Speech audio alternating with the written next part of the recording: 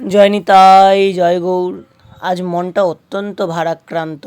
মনটা একদমই ভালো লাগছে না, কারণ আজ প্রভুরা চলে যাবেন। আমার কাছে ছিলেন, এই অধমের কাছে সেবা নিচ্ছিলেন, কিন্তু তারা আজ নিজের কুঞ্জে নিজের গৃহে ফিরে যাবেন।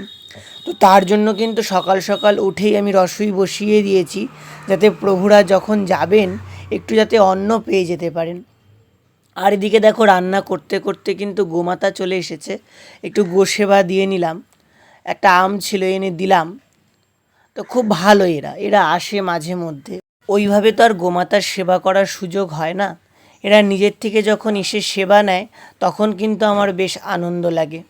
আর এখানে দেখো, আমার কিন্তু অর্চনের জোগাড় সম্পূর্ণ হয়েছে। গতকাল তোমাদেরকে বলেছিলাম না যে আরেকটা জিনিস কিনেছি, এই ঝুড়িটাও কিন্তু কিনেছি রাধারানীর জন্য। আরেকটা টেবিল নিয়েছি, সেটাও কোনো এক সময় তোমাদেরকে দেখাবো। বলো তো তোমরা অবশ্যই এই ঝুড়িটা তোমাদের কেমন লেগেছে। আর অর্চন করিয়ে তারপর কিন্তু সবার স্নান করিয়ে ফেলেছি।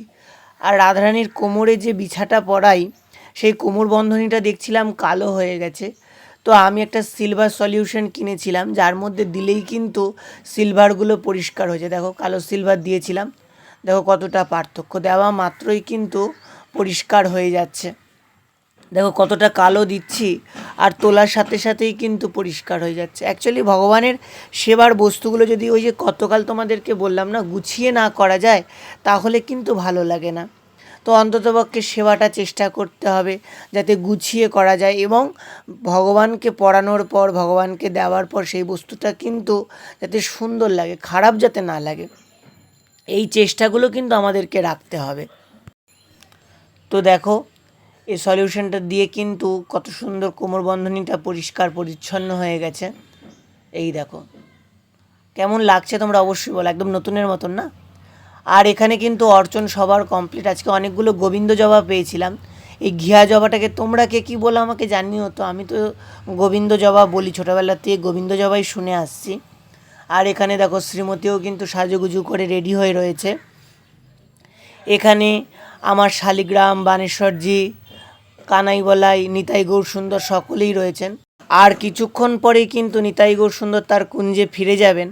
ফিরে গেলে কিন্তু জায়গাটা একদম ফাঁকা হয়ে যায়, আমার কিন্তু একদমই ভালো লাগে না।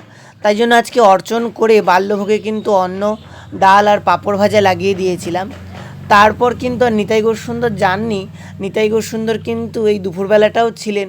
তো দুপুরে আর অন্ন করিনি, যেহেতু সকালেই অন্ন করে দিয়েছি, তাই জন্য ভাবলাম দুপুরে একটু সবজি আর রুটি করে দিই। ঠাকুরকে তো এক একবার এক এক রকম দিলে পরে ভালো লাগে, একই জিনিস বারবার করে খেতে কারোই ভালো লাগে না। ওই জন্য একটু পনির নিয়ে এসে একটু পনির আলু রসা করে কিন্তু মধ্যাহ্নে ভোগ দিয়েছিলাম। জানি না তাদের কতটুকুন সুখ হয়, কিন্তু আমার হৃদয়ে অনেক সুখ হয় বিভিন্ন পদ রসই করে ভগবানকে ভোগ লাগাতে, বিভিন্নভাবে ভগবানকে সেবা করতে। তার মধ্যে যে কী সুখ, তা তোমাদেরকে বলে বোঝাতে পারবো না। অনেকে অনেক সময় বলে, তুমি যদি দেখো ভগবান নেই তাহলে কি হবে। আমি তো তাদেরকে প্রথমেই বলি, ভগবান নেই এটা তো আমি অনুভবই কোনো দিন করতে পারবো না, কারণ তিনি সবসময় আমার সাথে আছেন। আছেন জন্যই আমার হৃদয়ে এত সুখ আছে। আর তোমরা এই সংসার জগৎকে, বিষয়কে ভোগ করে সুখী, আর আমি আমার প্রাণ গোবিন্দের চরণ সেবা করে সুখী, আমার শ্রীমতী রাধারানীর চরণ সেবা করে সুখী। এটাই তো আনন্দ, এর থেকে আর আনন্দের কিন্তু কিছু হয় না। তো দেখো, এখানে কিন্তু রসই হয়ে গেছে, সবজি হয়ে গেছে, তারপর কিন্তু ভোগ লাগিয়ে দিয়েছি। এই ছিল আজকের একটা ছোট্ট ভিডিও। তোমাদের ভালো লাগলে অবশ্যই একটা লাইক করো, কমেন্ট করো, সাবস্ক্রাইব করো। জয় জয় শ্রী রাধে।